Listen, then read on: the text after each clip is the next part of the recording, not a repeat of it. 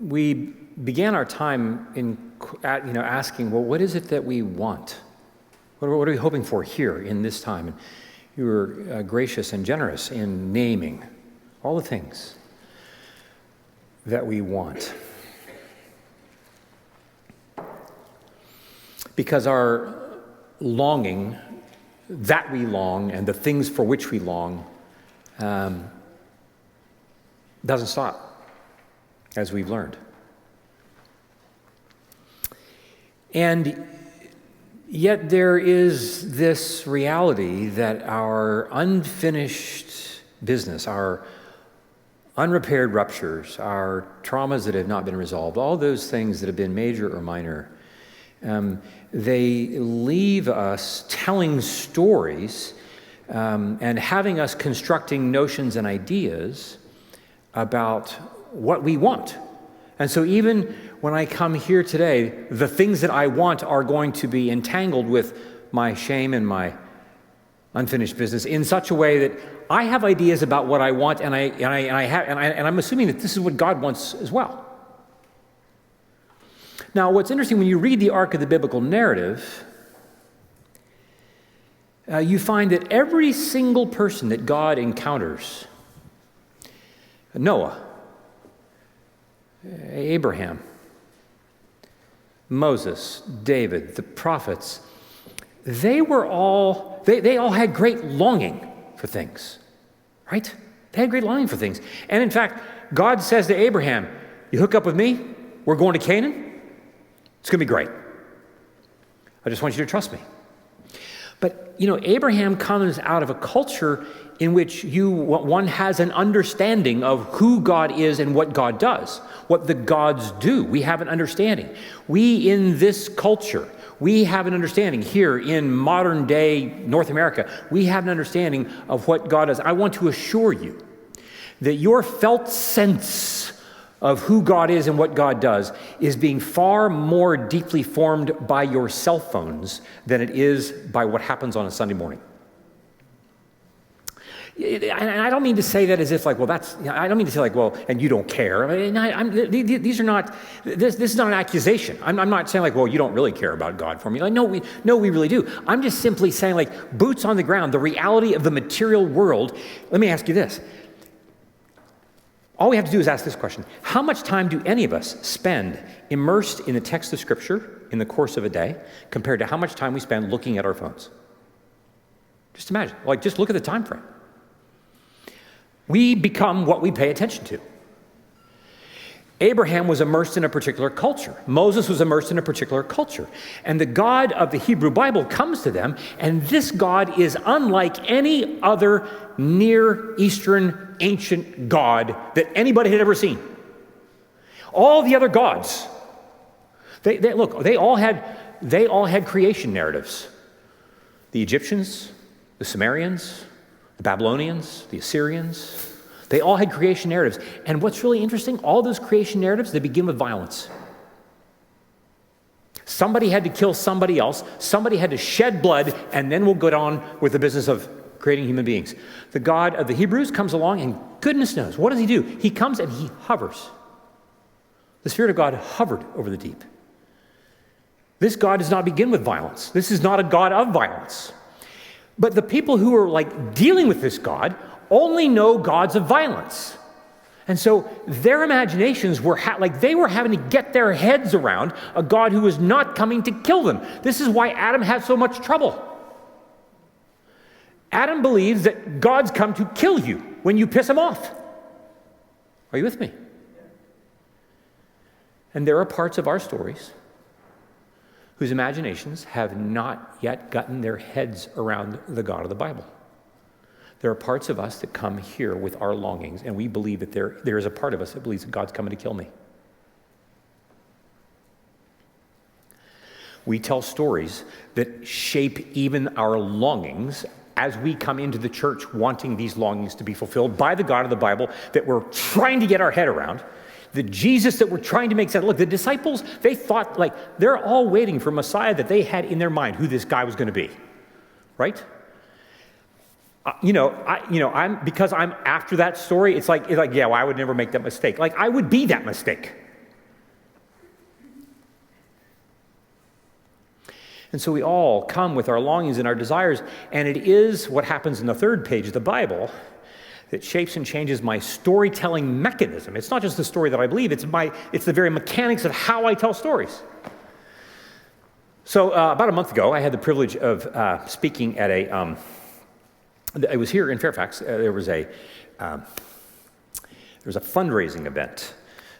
And I was invited to be the keynote speaker at this fundraising event, and it has to do with mental health, and so this at this place, I gave theirs, and it just so happened that there were different organizations that have to do with mental health were present at this place, and included in that were a group of folks from our own practice. There were a half dozen or maybe 6 or 8 people from our own practice that were at this event, and I gave the address. Now, just a little to know something about me, I'm a guy who, if I'm invited to give an address, whether it's a 20-minute keynote address or it's 3 days of training, if it is not a 6 out of 5, right, 0 to 5 stars, if it's not 6 out of 5, it's not enough. It's not good. I'm not happy. And I was, for a number of different variables, for a number of different reasons, I'm 7 minutes into this address, and I'm like, this is not going well. This is not going as well as I would like it to go. And I get done, and I'm like, I just want to leave. There's a whole range of reasons for all of this was going on, not least of which my practice. I've got these people from my practice, and I'm now telling a story in my head while I'm giving the address that the people who know me are must be it's like watching paint dry. They must be as bored as tears listening to me give this, they're all these things. Can you imagine? You do not want to live in my head, right? These are the things, right, they're going on in my mind. And so, okay, so these things matter to me, and I was not happy with this. And my host at the end, we got done, and she was effusive in her language about how grateful she was and the remarks and so forth and so on. I'm thinking, you have no idea what you're talking about. I don't even think you were in the same room that I was in, even though you were just sitting right there at the table and blah, blah, blah, all these things. Okay. So I'm not really happy about this. And the next week, I have my colleague, Courtney, who I have a meeting with once a week. We were at our meeting, and she said, hey, by the way, Thursday night, man, that was really, really lovely. And I'm like, well, that's interesting. What exactly was lovely? And she said, well, I thought the way that you, your remarks and everything, it was just a really lovely evening. And I'm like, okay, wait. Could you please tell me what universe you were in? Because I don't think we were in the same ballroom. And then she goes on to tell me a story, not only about her experience of what my remarks were like, but her experience of our staff as she was watching our staff respond to my remarks. You with me? Now, I have to say, there is the part of me that's tempted to think, you're just blowing smoke up my whatever. But I know this woman, and this is not a thing that she does. She does not suffer fools easily, and I would be one that she would not suffer easily. She does not pay me compliments unnecessarily. And I found myself being very aware that somewhere along the line, I had started, and it was probably within 3 to 4 to 5 minutes of being in the middle of the address, that somewhere along the line, I started to tell a story about what was happening in the room. And I went down the rabbit hole. And I was so deeply down the rabbit hole about the story that there was no other story that would be available for me to tell about that evening. Are you with me? And then she comes along and she tells me a completely different story about her encounter, her experience of me, her experience of the talk, her experience of the staff, and so forth. And there I sat there oh my goodness. I have believed a lie for the last 5 days that I have created in my own mind. And there's no universe in which I could have come up with a different story. I'm not going to come up with this on my own. I need somebody outside of me to tell me a different story. I need her to help my imagination come to a different place than the space that it has been occupying for the last 5 days. Now, are you with me on this? You see this, and so here's a question: like because this is what our shame entanglement will do to us. It has us telling all kinds of stories about all kinds of things that take us all down all kinds of rabbit holes. And if there is no one else to say, I had a very different experience of you. If there is no one else, if Eve does not have Mary trying to stay with her, Eve will be eternally down the rabbit hole. But there's something else that's important about this. It's not just that Courtney was giving me different information. It was Courtney who was giving me different information. It could have been somebody else in that room who I could have encountered the next week, and they could have said the same thing. And I would have just as quickly dismissed them because, you don't know me, you don't know my tendencies, I think in all the things that we do, we tell a story that is lie-bound, and then we create more lies to defend the story when someone else wants to tell us a different story. God was walking in the cool of the day, and the story that he's telling is, I want to come to find you to help you. This is not the story that Adam is telling. And some of us are so bound in our stories, just like the disciples. The disciples were bound in a story that had them waiting for a particular kind of Messiah. And we who come here with all of our longings for peace and joy and rest and so forth and so on, we have particular ideas in our head about how that's supposed to happen. Now, some of those stories might be consonant with, might be consistent with, might be in line with how Jesus is actually going to do this. But how many of us have had the experience of here's my longing, and God says, yes, I understand, and here's what I want you to do as my answer to it, and you're like, no, I don't think you understood. Here's my longing. We need help from the outside. We need a different storyteller. I need Courtney. Who are the people who are helping us tell the story of Advent and the story of our longing and the story of our waiting for the longings to be realized? Who are the people who are helping us realize the story as God wants to truly tell it for us?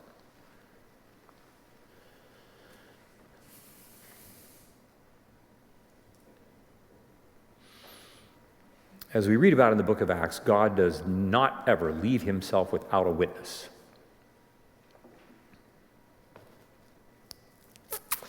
And in the 27th Psalm, in the middle of it, we have something that can give witness to the God that Abraham was having to encounter and get his mind around. And the process by which we go about doing this, the process by which we end up being able to name the things that we long for, but also begin to be patient enough, long enough, for us to allow God to give those things to us as he wants to. For him to come at Advent as he is actually coming, not as he is coming in the way we think he is supposed to be coming. Notice, Eve is having a really hard time looking at Mary. But in this painting, and if you stay with it long enough, you will realize, the next time you look at it, if you look at it, you'll notice that Mary hasn't left. The only one who's going to leave, if somebody leaves, it's going to be Eve. Mary is sticking around for the long haul. And she's going to wait. She's going to wait until she looks. We are not just the people who need others to wait for us. We are the people that God calls also to be those who wait for others. We are the people who are to be the conduits who are telling a story to someone else whose story needs to be changed, and unless they hear us tell their story, they're not ever going to know about it. We are the gospel.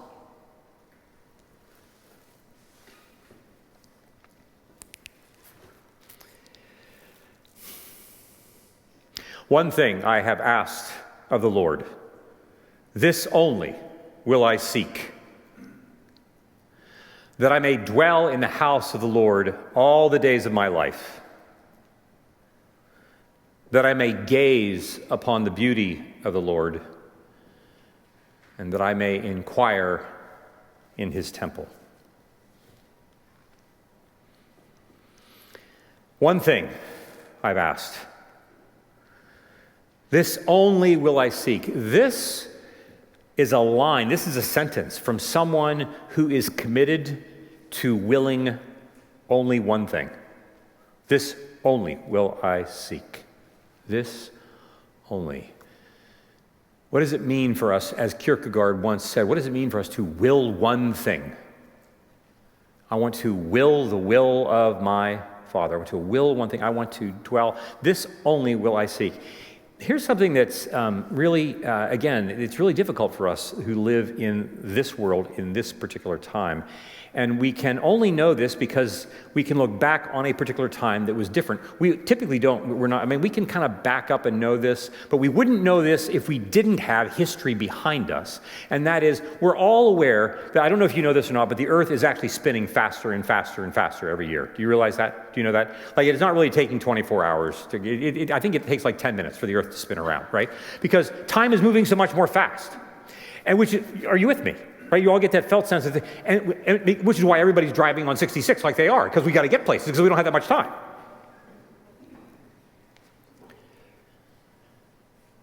Our technology is able to do at least two things. One thing for sure, we only develop technology that enables us human beings to live life more conveniently. Fair enough? But all technology also creates the possibility, it's not a guarantee, the possibility that in creating more convenient access to it, we create the possibility for being farther and farther apart from everybody else. The wheel can let me take care of my crops more effectively, and it also means I can move 5 miles away from you and you can't get there if you don't have a wheel. In The Great Divorce, the opening chapter, Lewis writes about hell as being a place where people build their homes farther and farther apart from each other. But what our technology is doing, like no other technology has been able to do, is like it is speeding us up internally. Our little supercomputers that we walk around with in our pocketbooks and our pockets are training us to be inattentive, are training us to be anxious if I can't have the next thing that will feed to me a distracting thing. It is difficult for us to just sit and be. It's hard for us to do this. It's difficult for me to simply persevere. It's difficult for me to sit and just do one thing and breathe. One thing have I asked of the Lord. This only will I seek. If you have a phone, there will be multiple things that you have to seek. What does it mean for us to consider being still and doing one thing over and over and over and over again? One of the things that we talk a fair bit about in my work is this notion of what we call neuroplasticity. That our brain changes in ways that 30 years ago we weren't aware that brains could change. There are some things that we can do to help enable that to happen. And, we are so intent upon things changing more quickly that it's really difficult for us to do the very things that will enable the brain to actually change in sustainable ways. Except that we can help the brain practice being more distractible. We are doing that because we are doing it more often. We are practicing being distractible. It's not happening accidentally. We are practicing it. But if I want to play if I want to learn to play the piano, the most effective way for me to learn to do this is for me to practice 15 minutes a day, 5 days a week. It's much more effective than if I practice for 2 or 3 hours one day a week. I need to do small bits over and over and over and over and over again, but this is not easy for us to do. Because it's those same scales over and over. It's like I need something to help me not be bored. Like in playing scales over and over again is like it's going to be boring, right? But you don't get to do what you did up here just by just showing up and just doing this, right? Somebody it's like Tom Brady. You know Tom Brady? I don't mean do you know Tom Brady, but you've heard of this guy, right? Like Tom Brady, they win. I think he's probably going to, 5 years now, he'll come back and try to suit up with some other team and win another Super Bowl or whatever. But when he in the post-game Super Bowl, nobody's asking Tom Brady, say, Tom, take us through training camp. Take us through that one day when you ran that one play 40 times. so that everybody knew that no matter what everybody else thought was going on, everybody on the offensive line, and the receivers, the running backs, they could do it in their sleep. Tell us about that. Like, nobody asks these questions. It's not exciting. It's boring. Like, why is it? Because they are persevering. They are practicing over and over and over and over and over. One thing have I asked of the Lord. This only will I seek. What does it mean for us to be committed to one thing? We live in a world that is hell-bent on distraction. All sin begins with distraction. This is what the serpent was doing in the garden. It was a distraction. So distracting, in fact, that at the end of the day, like, he knows that when you eat of the fruit, you'll become like him. Somehow along the way in this conversation, she and Adam forgot that they already were like him. They've already been made in his image. Like, now, you with me? Distraction has happened in such a way that we have forgotten what is real. So it's important for us to remember that if I want to listen to a different story, I'm going to have to practice this. As Courtney is telling me a different story in that conversation that I'm having with her, there is a part of me that in that moment is having a hard time buying what she's telling me. And then, like, later on, over the next several days, like, I'm going back and I'm having to replay that conversation over and over and over. Did she actually say that to me? Because the temptation to go back down the rabbit hole was like sitting right next to me. Because I've been practicing that for like 5 days. But the only reason I was practicing that for 5 days is because I had had a long opportunity to practice telling similar stories for the last 6 decades. And so if we are going to tell a different story, if we are going to allow ourselves to believe a different story that somebody else is going to tell us, I have to be ready to recognize that once they tell it to me, it's not going to be a one and done thing. They're not going to tell me the story, and it's like, great, it's all done. Now I don't have to, like, I'll never go back down the rabbit hole again. In Luke 4, in his version of the temptation of Jesus, we read, when it's all said and done, we read, and the serpent left him for a more opportune time. He wasn't done with Jesus. He was just going to keep coming. The old stuff is we're just going to recycle this back and forth. How many of us have old parts of our stories, and we thought we'd taken care of that years ago? And now you've encountered something else, and it's like, what the heck? How is it that this stuff with my dad, with my mom, with my dad, is back in the room again? I thought I had resolved all that 10 years ago. Because the serpent left you for a more opportune time. Now is the time. Are we willing to be committed to one thing? Perseverance. Practice, practice, practice. Now, here's the thing I want to remind you of. When, the human eye, is much more attracted to and pays a lot more attention to differences in the environment. Differences in the environment. So this is part of why your iPhone works the way that it does. This is part of why Google and Amazon and all the things, this is why they are effective. The reason that they're effective is because your eye responds to things that are different in the environment. And the more quickly something changes in the environment, your eye moves to it, which means you are practicing changing. Are you with me?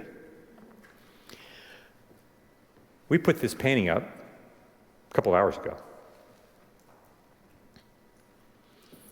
By now, some of you have already stopped being aware that it's even there. Now, obviously not when I draw your attention to it again, but over the course of the time, what was my invitation? My invitation was, over the course of the time that I offer you remarks, I want you freely to be looking at the painting. Now, some of you might have been doing that.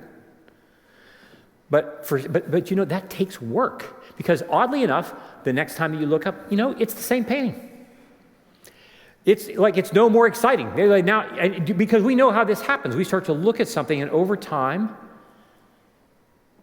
I become less aware of it because it's not changed. And it is requiring more effort on my part to be with that piece of beauty. Because just because it's not changing doesn't mean it's no less beautiful now than it was 2 hours ago. But what it is doing, it's requiring more of me. When it first goes up, it's doing all the work. You're just here passively receiving. If some of you have never seen this before, it's like, oh my gosh, this is beautiful. And I continue to take in things that I'm discovering because it's new to me. But there will come a time in which the painting is going to, even in the time that we have here, in which the painting is going to become so familiar that you will stop paying attention to it. But its purpose, when that happens, is for you to now put energy into paying attention to it because it is placing demands on us. This is like being married, right?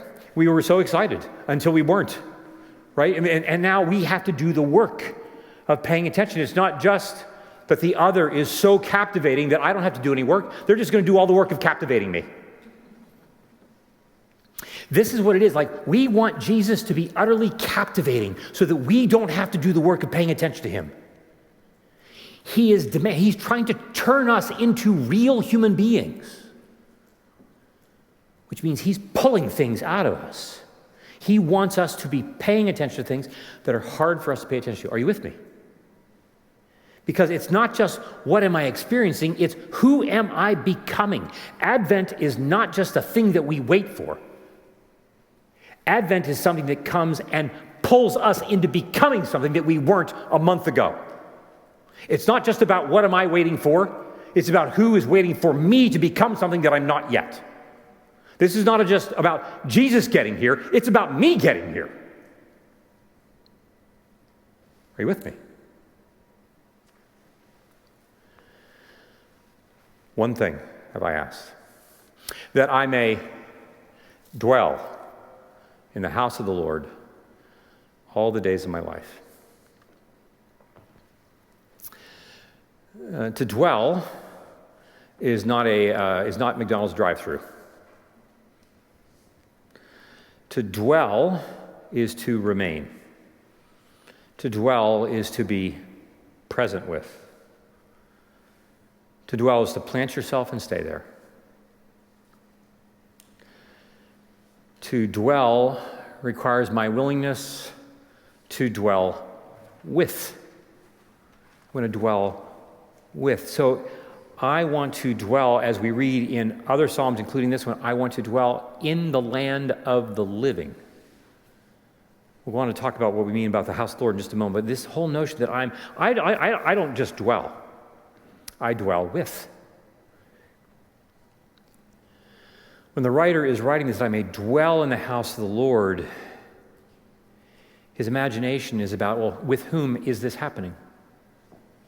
Who are those with whom we dwell? And by that, I don't just mean who is living in the same house that you're living in. In fact, there may be people that you're living with that you're not actually dwelling with. This happens in marriages not infrequently. I'm not actually with. I'm siloed.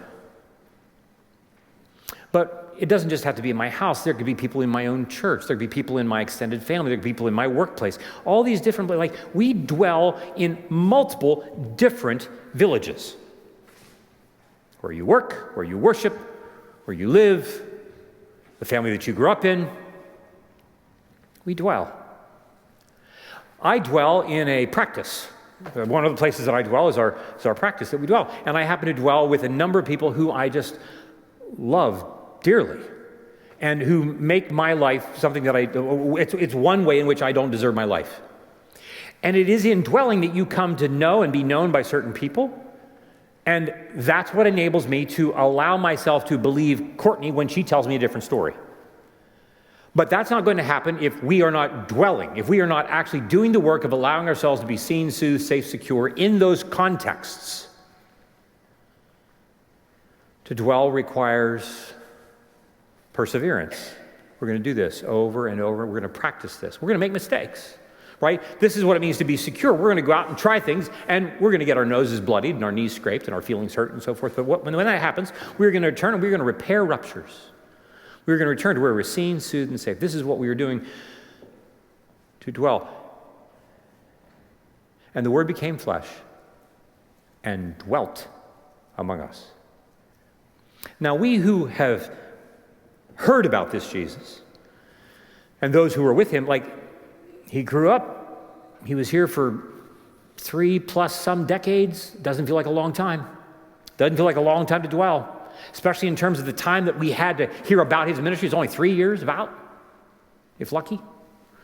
How do you dwell? It feels, it feels like a drive-by kind of thing. It's like Uber spirituality, Uber Eats. Like he comes, delivers, drops off, and then goes. But the text is clear. He came to dwell. Now, here's the thing. I want to dwell in the house of the Lord all the days of my life. Here's the part that's tricky about this, to what it means for us to dwell in the house of the Lord. Because sometimes we forget what the house of the Lord actually is. Now, when the writer of the psalm is talking about it, he is probably at least conceivably talking at the very least about the tabernacle, or perhaps even more so, he's talking about the temple. But it didn't begin with this, the house of the Lord, as far as it was concerned. Because remember, when it comes to God and the biblical narrative, the God of the biblical narrative, over its arc, becomes increasingly material, increasingly incarnate, increasingly holdable.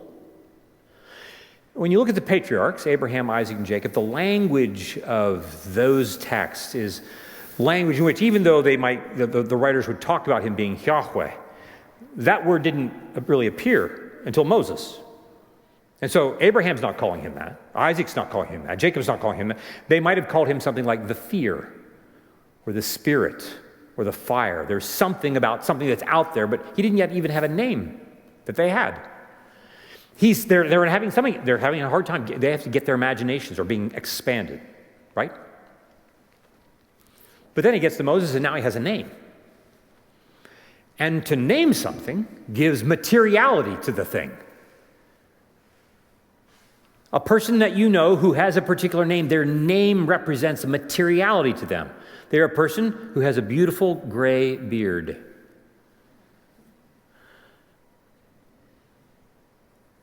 And then we go a little farther, and what do we have? Oh, the name moves from a burning bush to a pillar of fire or cloud. Now we're even more material. You with me? And then we're going to have the tabernacle, and that is going to set up camp in the tabernacle. Now we're even more material. And then you get to a temple, and now it's like built out of stone. Right? This is, you with me? He's increasingly material in the world. Right? The Shekinah glory is going to be in the Holy of Holies, in the temple. And then you get to John chapter 2. And Jesus says, tear the whole thing down, and in 3 days I'll rebuild it. Because what Jesus is seeing, he's seeing the arc of God's materiality. And we think, oh my gosh, it is Jesus. Jesus is the ultimate materiality of God on earth. Right on? And if you think, oh yeah, that is the pinnacle, if that's what we think, we would be wrong. Because it doesn't end with resurrection. Then we get to Pentecost. And now you've got those same little pillars of fire that were in the desert 1,500 years, 2,000 years earlier, and they're on top of people's heads. And now we're like, oh my gosh, God has taken up residence inside his people. This is the prophet Joel. And now we discover we are the dwelling place of the Lord. That I may dwell in the house of the Lord all the days of my life. For me to dwell in the house of the Lord all the days of my life is not for me to dwell in the building that is called Truro Anglican Church. It is to dwell in this community. It is to dwell with others.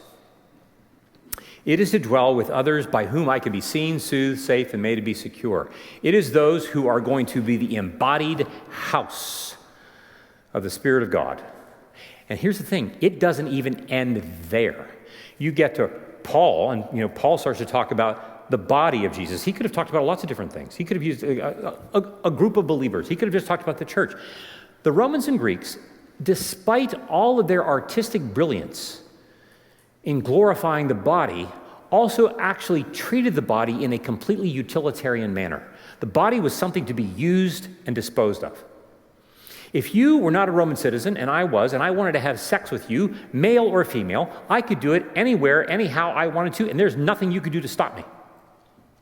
Because your body is just a material thing that I want to use.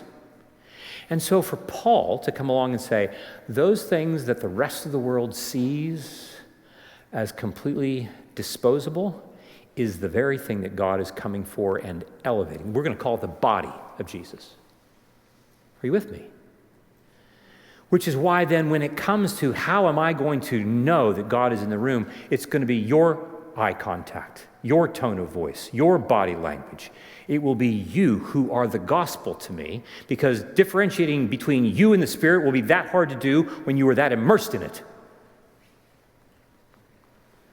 I will dwell in the house of the Lord forever. Now, of course, this is all fine and good, except there are plenty of people who are in the house of the Lord that I really just wish weren't. Right? There we can be like check this, right? There are going to be people that are going to show up in heaven and you're like, how did you get here? And Jesus will say to you, he said, look, that person's here specifically for you. I want people to be in heaven. I want the body of Jesus to be people who are just like me, who think like I think, who are all, you know how it is, right? I want to dwell. And so this, like, okay, you mean it's possible that the person who has hurt me and has not come to apologize may also be the person that shows up living next to me in the new heaven and new earth?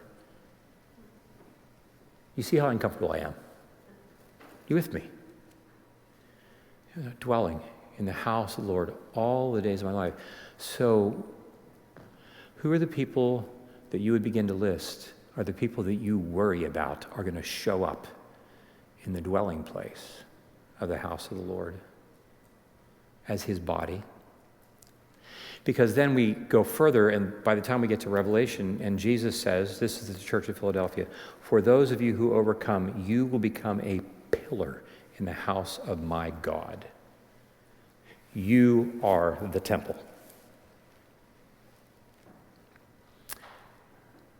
You with me? For us to, this is the God that we're waiting for at Advent. The God who comes to us in the form of those who are sitting next to us in the pew, behind us, in front of us, so forth. Some of whom we like the idea of, and some of whom we're not so sure. That I may dwell in the house of the Lord all the days of my life, that I may gaze upon his beauty. Now, when we think about gazing upon God's beauty, this is really, typically, it's not that difficult for it to imagine. We love looking at beautiful things, beautiful sunsets, beautiful pieces of art. All these kinds of things are really quite captivating. We love this idea. We love looking at beautiful things. But is it possible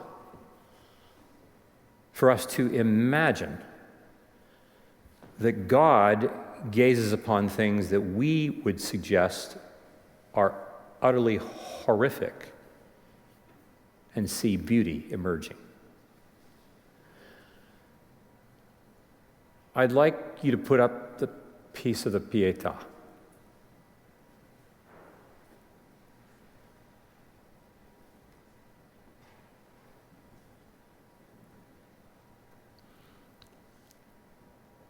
All the technicality aside, 6,000 pounds of marble.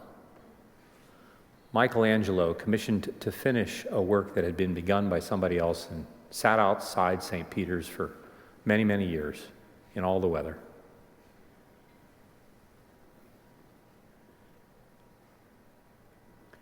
In what world would we say that there's nothing more beautiful than a crucified Lord?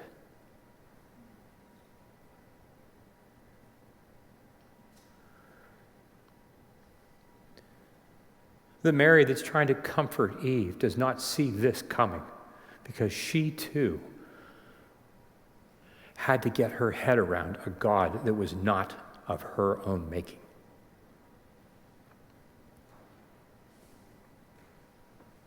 My daughter is she's an associate pastor at a Presbyterian church in Charlottesville. I'm never more moved than when I hear that girl preach.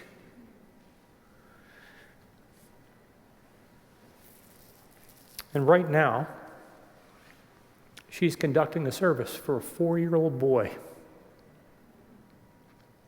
who went to sleep 6 days ago in the same room where his mother went to sleep, thinking that she was just in the room to comfort him. And when she awoke, he was gone, leaving his twin brother, his 6-year-old brother, his 9-year-old sister. It's not the way life's supposed to be. Where is there any beauty to be found in any of that? Here's the thing. Each of us in this room have parts of us that we don't want anybody else to see. Parts of us that we could never imagine as being the beginning of beauty. We only see it as rubble. We only experience it as a nuclear waste site. All the stories that we've brought here. What is it like for us to allow Jesus to look upon us in the way we now look upon this?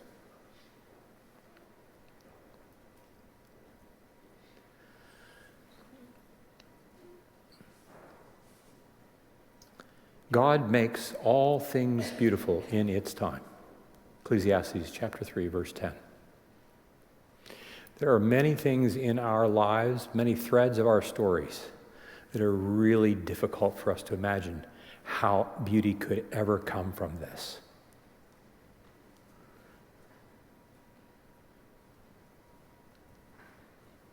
It was a very minor thing, relatively speaking, but there was no way I was going to imagine that there was any beauty in the talk that I gave at the gala 4 weeks ago. Somebody else had to hold up a mirror and see something different that I couldn't see. Somebody is going to have to sit with this mother. My daughter is going to sit with this mother for months. Just like Mary is waiting with Eve for as long as it takes. For Eve to begin to see beauty in Mary's eye that Eve cannot envision for herself. What are the parts of us that need to be gazed upon by someone else until we too are able to imagine the beauty that can come from the things that we never thought possible? I can't do this unless I'm dwelling. To gaze is not to glance. To gaze is not to blink. To gaze is not to scroll through. To gaze is to come and sit and be with.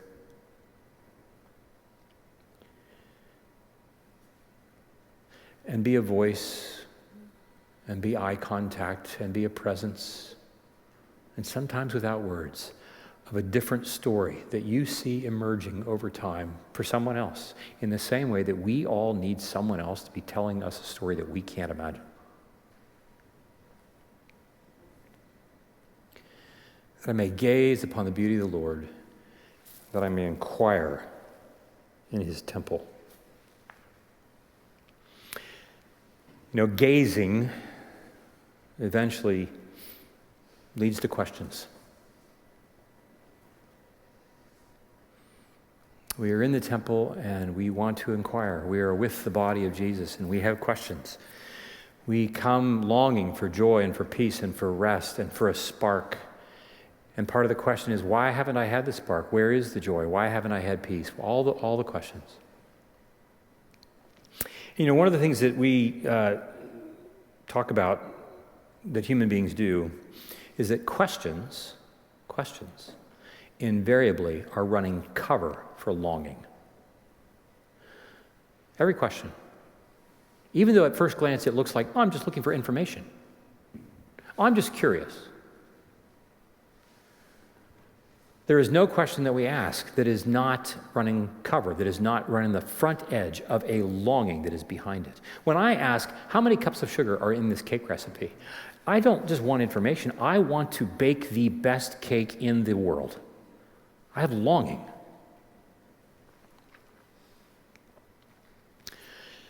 And so it's important for us to recognize that there are certain questions that when we come together, this is how we ask questions, because it's always easier for me, it's always less vulnerable for me to ask a question than it is for me to make a flat-out statement of what I want. Because if you ask me a question, then I bear the responsibility of providing you the answer. But if you tell me what you want, I might say, no, you may not have it. And so we come with our questions. And it's difficult for us to just not ask questions. It's hard for us to name what we want. But there are certain questions that God asks.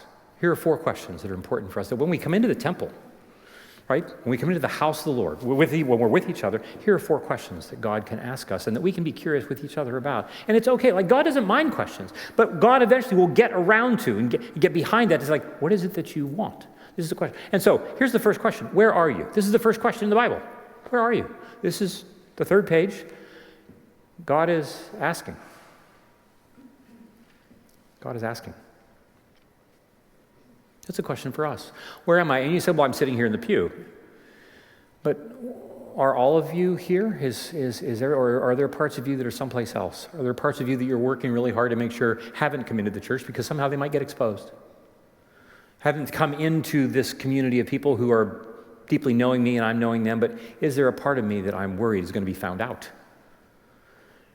And once people see this part of me, they're going to go, where are you? And who are the people who are routinely asking me this question? And who are the people that you are asking this question of them? Here's the second question. What do you want? Jesus' first words in the Gospel of John. What do you want?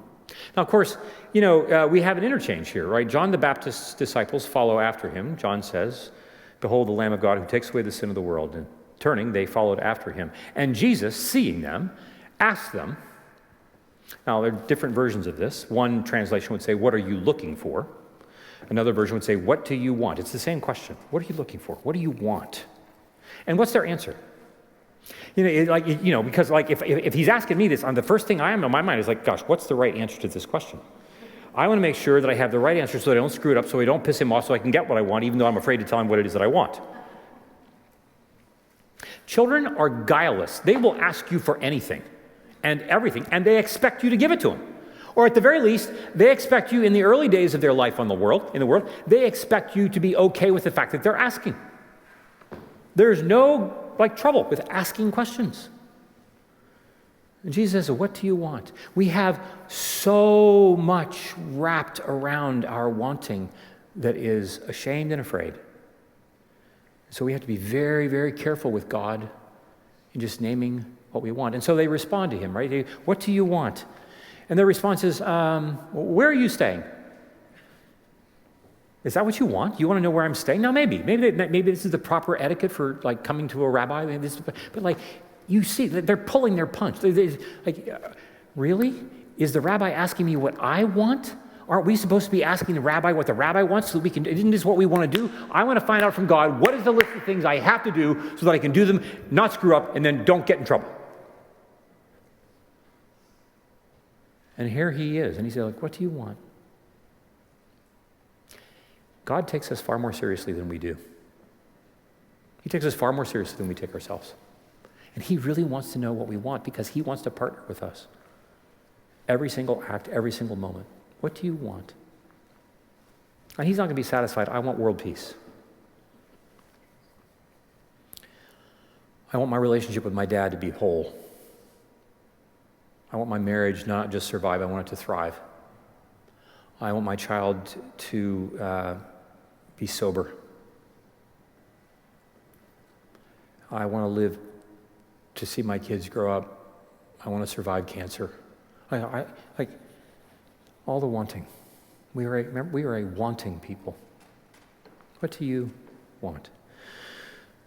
Where are you? What do you want? The third question.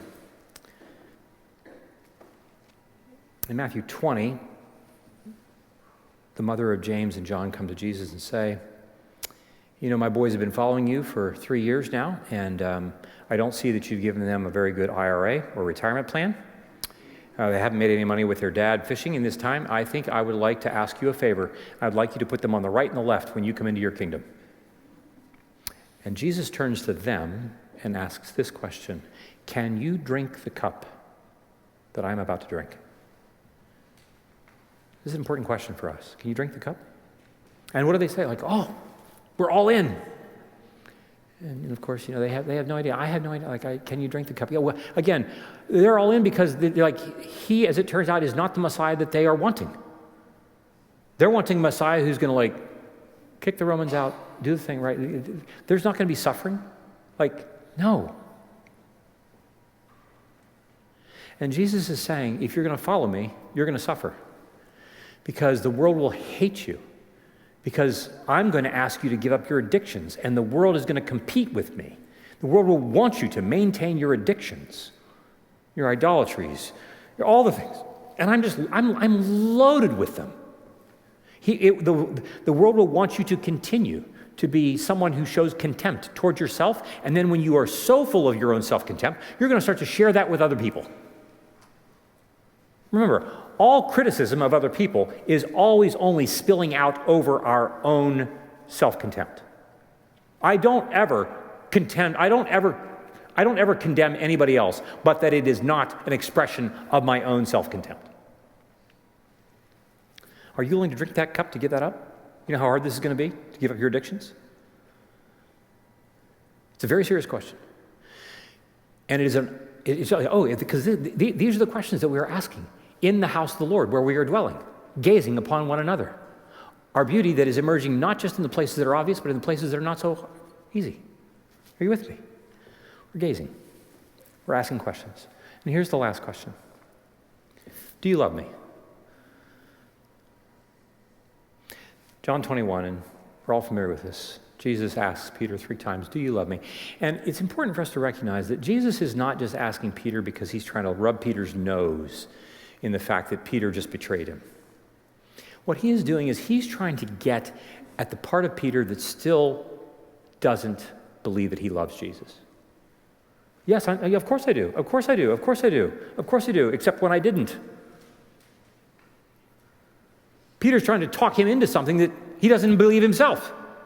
Jesus knows this. That's why he's not going to leave any stone unturned where our shame continues to hide out. And he keeps asking this question.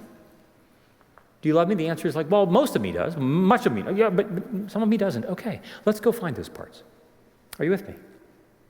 I want to get the next piece up, the next piece of artwork.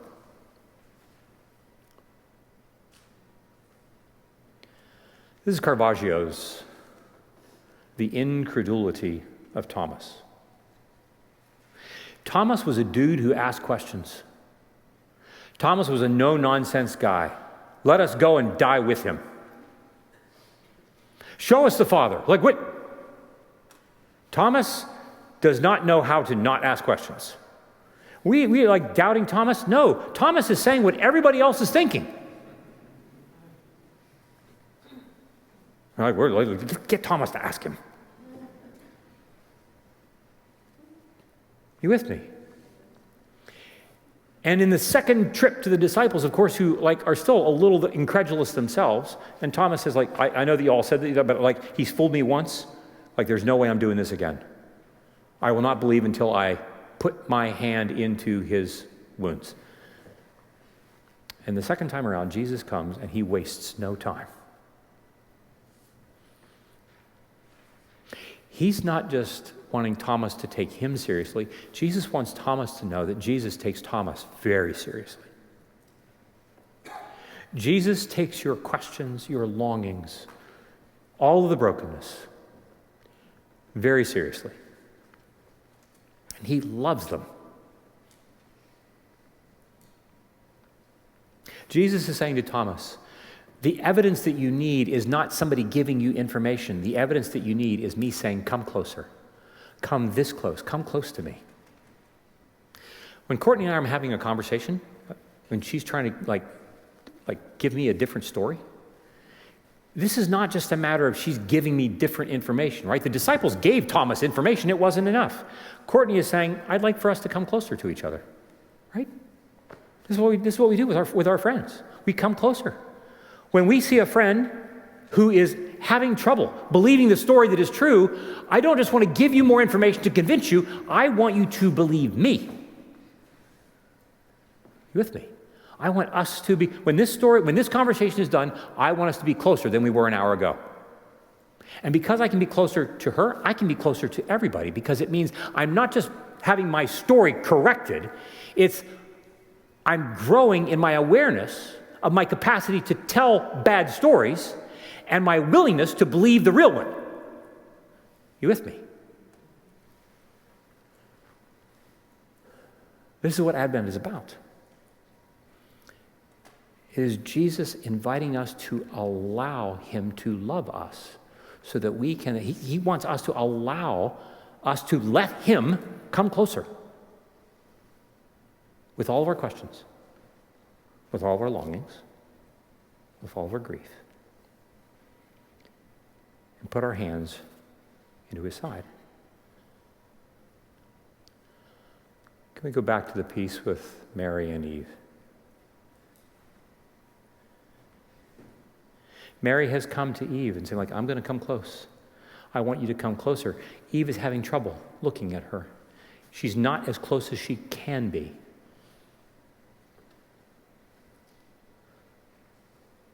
As long as she keeps the apple, she still keeps a part of her away from Eve.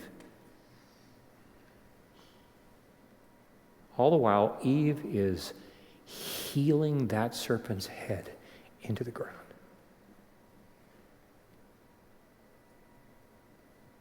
I want you to pay more attention to me than you are to the apple or to the snake.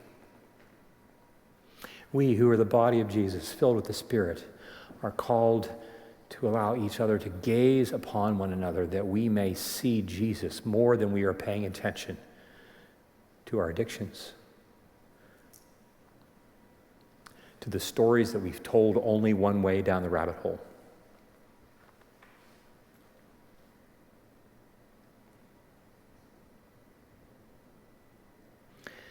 This is what we wait for. This is some of the richness of Advent. I trust that the Spirit of God has been in the room and has been at work. In the name of the Father, and the Son, and the Holy Spirit. Amen.